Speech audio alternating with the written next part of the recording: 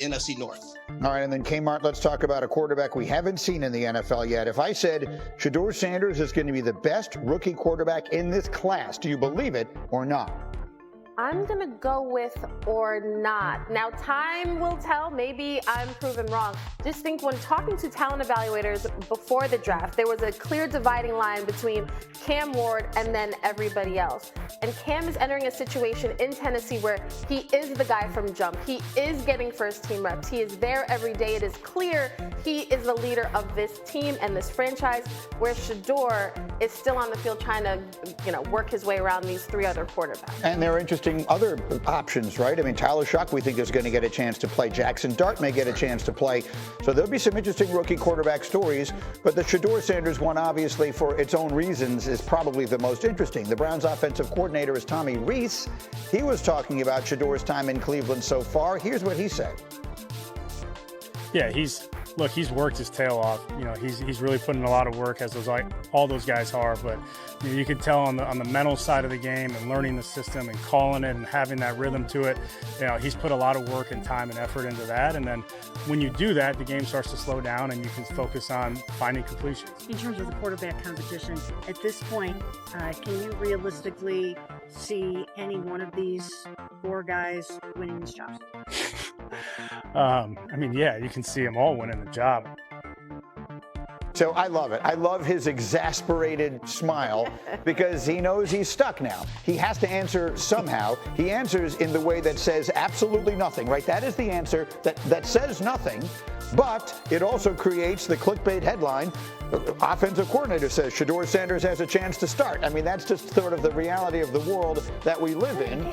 It says nothing, but it says everything, though, about their situation. Because all four guys, back when I was there in rookie minicamp, I was told the same thing. There are strengths in each of them that they like.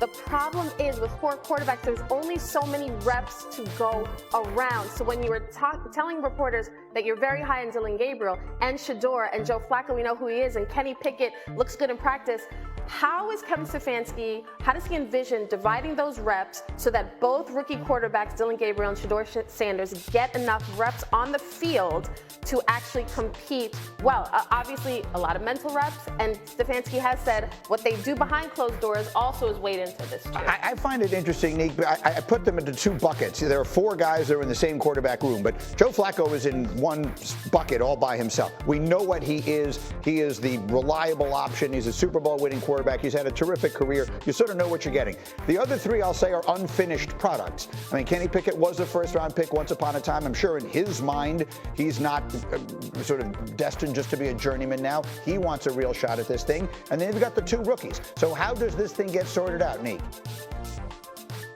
Yeah, I think that Joe Flacco is going to be a bridge quarterback. Whether it's a bridge to one of these guys or a bridge to another quarterback next year is the question that remains to be answered. I think one of the hard things about projecting Shedeur is this age of quarterbacks, we have all these like superheroes, frankly. Like the best quarterbacks in the league are incredible physically at something. And Shedeur is more of a throwback quarterback in that it's going to be about precision and accuracy and decision making. And it's hard to imagine a quarterback like that dominating. I know that it can be done like we see Joe Burrow do it, and much of the history of the NFL has been those type of quarterbacks. But the modern NFL feels like all teams are looking for one of those guys who breaks defenses just because they're so physically talented, which Cam Ward falls in that category. And obviously, we can say the names that we always say in Josh Allen and Lamar Jackson. So I think that's kind of holding up the projection for Shedeur Sanders. But ultimately, a lot of quarterback decisions are made off of potential. And one of these guys has to show that they have the potential to be one of those difference makers. That was sort of the thing, is a very high floor, but maybe not as high a ceiling as some of the other guys may have. Harry, how do you see it playing out?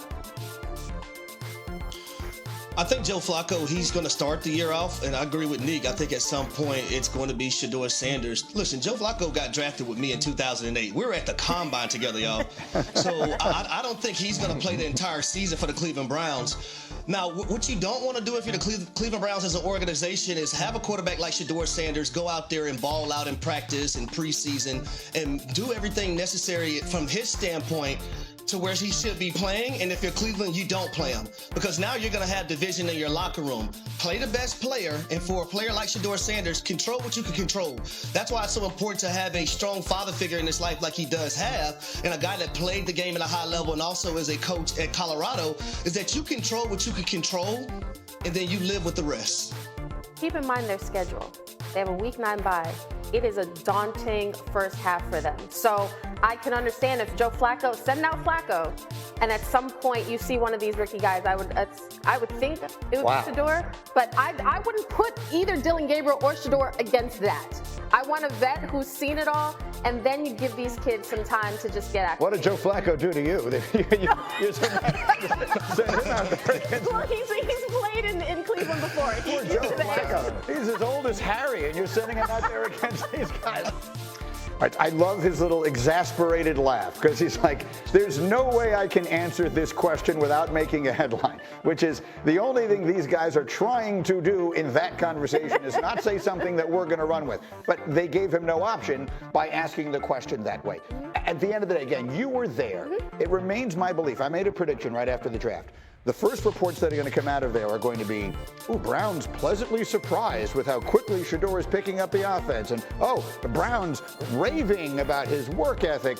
All the good stuff is going to start coming out of there because he is a 5th-round pick in name only. Yes. Tell me what you're seeing and hearing coming out of Cleveland. Well, what Tommy Rees said is exactly what I heard when I was there for rookie minicamp, which is in the building, they see any 4 of these guys as potential starters. The real question, though, for me, is Kevin Stefanski has said, I have a plan. We knew we were going to have 4 quarterbacks. I have a plan for how we're going to divvy up the reps. But Kevin Stefanski has not given any specifics as to how that actually plays out when there are so limited reps to go around. It's not just for Shedeur. Also, Dillon Gabriel, the quarterback who people forget was drafted in the 3rd round ahead of Shedeur. So you got 2 young kids who need practice time. But Shedeur has impressed from the beginning. It really is going to be who picks up the playbook quicker and who is more at ease with this offense. Dominique, I like the way you were talking about it this morning in our meeting because, again, if you just look at their roster, if you were to print it up on a piece of paper, it would just have 5th-round pick Shedeur Sanders next to it. But the reality of it, at least to me, feels very different from that. Yeah, we could talk about all the things around Shedeur that could have caused him to slide to the 5th round, but all those same things are the reasons why we're talking about him right now. Like, he's not a normal 5th round pick. He's going to get his chance. He just needs to be ready for that opportunity. I don't remember the last time we talked about a 5th round quarterback in June. We were talking about him in May. He's a big deal, and the team is going to give him an opportunity at some point, but he needs to use this time, I think, to win over his teammates and coaches and fans, which it seems like he's doing right now. Say and do all the right things. Be ready for your opportunity because it's not going to be a long one. He still is a 5th round pick in compensation. So if it doesn't look great early, I think they will move on from him. But let's not be silly and think that he's not going to get a chance to start at some point this season. So, Harry, you're my offensive player in this conversation. So you've been there. You would have been one of the people on the field while all this is happening. Tell us how any of these let's put Flacco in a different category. Everyone knows who and what he is. He's an extraordinarily accomplished person. They don't need to find out what Joe Flacco is. The truth is,